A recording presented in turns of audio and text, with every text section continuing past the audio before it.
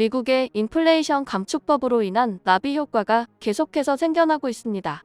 현재 미국의 관계자들은 한국이 반도체 분야에서 비정상적으로 많은 이득을 취하고 있다고 지적하기 시작했는데요.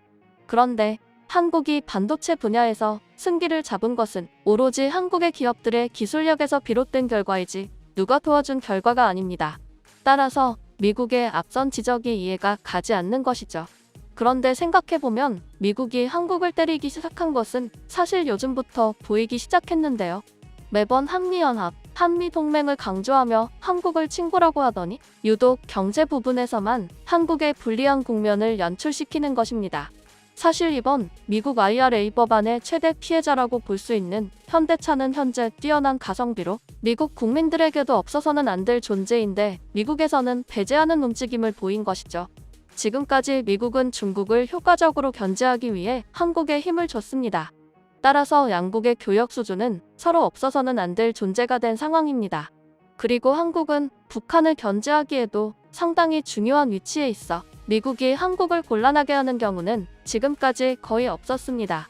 하지만 현재 IRA법을 보면 당장 현대자동차는 미국에서의 점유율이 축소될 수밖에 없어 보입니다. 그런데 미국의 인플레이션 감축법이 발표된 시기는 테슬라의 일론 머스크가 현대차를 견제한다는 모습이 나타난 지 얼마 지나지 않아서였습니다. 실제 지난 6월 일론 머스크는 미국의 올해 1분기 전기차 점유율 순위 게시물과 관련해 현대차가 매우 잘하고 있다는 글을 남겼습니다. 당시 순위는 1위 테슬라, 2위 현대, 3위 폭스바겐, 4위 포드 순이었는데요. 물론 점유율을 살펴보면 테슬라가 75%, 현대차가 9%로 상당한 차이가 있지만 일론 머스크는 현대차의 선전을 눈여겨봤던 것입니다. 이에 미국도 현대차를 견제하기 시작한 것으로 보이며 자국 기업들의 이익을 향상시키기 위해 바이든 정부가 IRA 법안을 제시한 것이죠.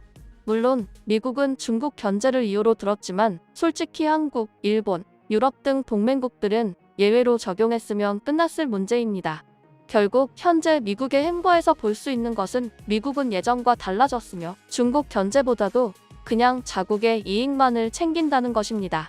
따라서 미국이 인플레이션 등으로 경제 악화가 계속되자 동맹국들의 이익을 취하기 시작했다는 게 관계자들의 설명인데요. 그런데 현재 미국은 전기차와 반도체를 건드린 것도 모자라서 원전 사업에서도 갑질을 하는 것 아니냐는 주장이 나왔습니다. 심지어 이미 큰 그림을 그리고 지난 방한 당시 한미 원전 동맹을 맺은 것 아니냐는 주장인 것입니다.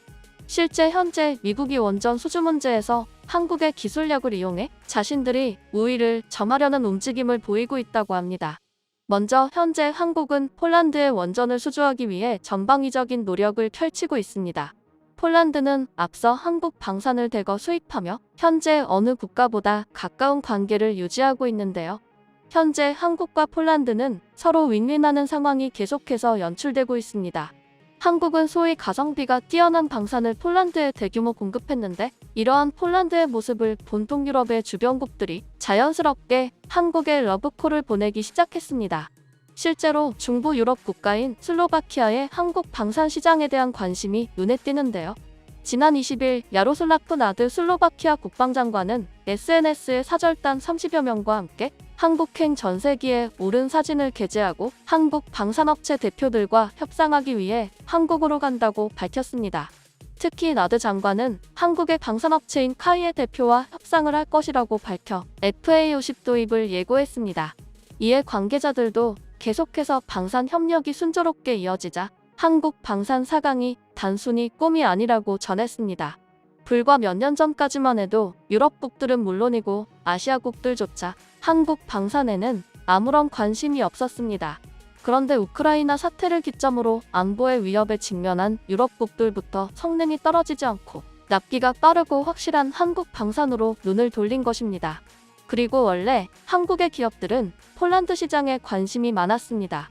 특히 한국의 전기차 배터리 3사는 폴란드와 헝가리 등 동유럽 지역을 전기차 배터리 공장 허브로 만들기 시작했죠. 이처럼 현재 폴란드와 한국은 경제적으로 상당히 밀접한 교류를 계속해오고 있습니다. 따라서 한국은 이러한 폴란드에 원전까지 유치하려는 것입니다. 현재 폴란드는 신규 원전 6기를 건설하는 사업을 진행하고 있어 한수원은 지난 4월 사업 제안서를 냈으며 사업자는 이르면 올 연말 선정될 전망으로 알려졌습니다.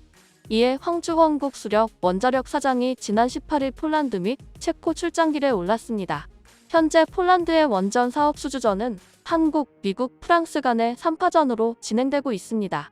그런데 관계자들은 여기서 한국과 미국은 어차피 한편이라고 말합니다. 실제 많은 전문가들은 미국 원전 업체인 웨스팅하우스와 협력하는 팀 코러스 전략을 활용하면 수주 경쟁력을 높일 수 있다고 말합니다.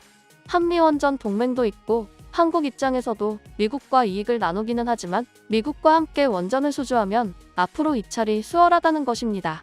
이러한 제안이 나오는 것은 사실 원전 단독 수주는 상당히 어려운 것이 사실입니다. 최근 이집트 원전만 보더라도 서방의 제재를 한몸에 받고 있는 러시아의 기업이 수주를 진행하는 모습이 연출됐습니다. 현재 서방 국가들이 러시아가 원전에 관여하는 것을 극도로 경계한다는 것과 상당히 상반되는 상황인 것입니다. 또한 한국은 이집트 원전에서 사실상 러시아의 하청으로의 수주를 진행한 바 있습니다. 이에 여러 관계자들은 한미원전 동맹을 적극 활용한다면 서방의 바람대로 러시아 기업이 아닌 서방 세력이 대부분의 원전 수주를 받는다는 것입니다.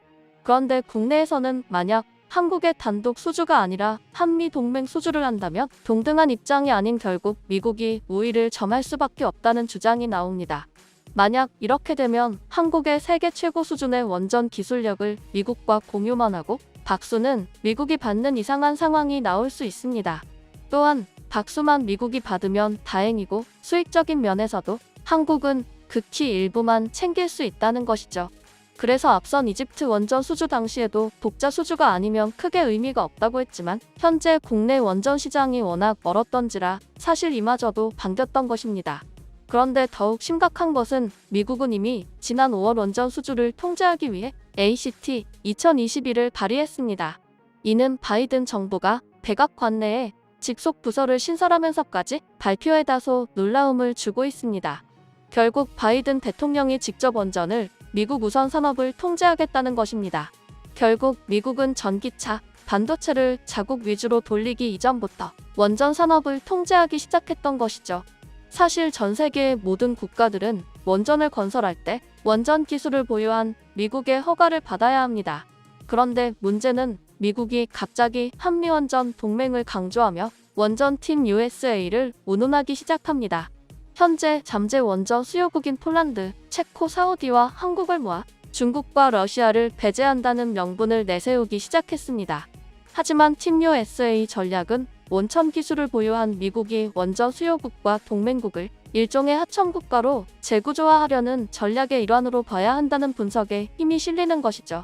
미국이 이처럼 원전 시장을 장악하려는 것은 자국 웨스팅하우스의 노형인 AP천을 신규 시장에 배치하는 것을 원하는 것으로 알려졌습니다. 그런데 솔직히 한국의 원전 기술은 미국의 하청을 받을 수준이 아닙니다.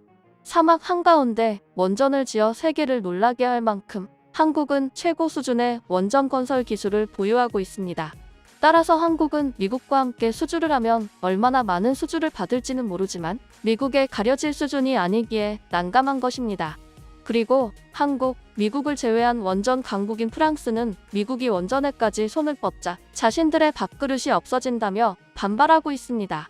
결국 바이든 정부는 러시아와 중국 견제를 앞세워 동맹국들의 경제 활동을 가로막는 모습이 끊이지 않고 계속되는 것입니다. 현재 미국은 원전 팀 USA를 시작해 폴란드의 안보를 약속하며 해리스 미국 부통령이 폴란드 총리와의 통화로 민간 원자력 발전소 건설 지원을 논의하기도 했습니다. 이를 두고 일각에서는 한국의 밥그릇이 줄어들 수 있어도 우크라이나 사태가 장기화되는 이상 팀 USA, 한국이 포함된 것은 다행이라는 주장도 나오는데요. 한편 미국은 원전, 전기차, 반도체 등 국가 산업 전반에 걸쳐 이익을 극대화하려는 모습을 보이고 있습니다. 이에 미국 내부에서도 미국의 이익을 과도하게 추구하면 결국 동맹국들로부터 부작용이 나타날 것이라고 경고하고 있습니다.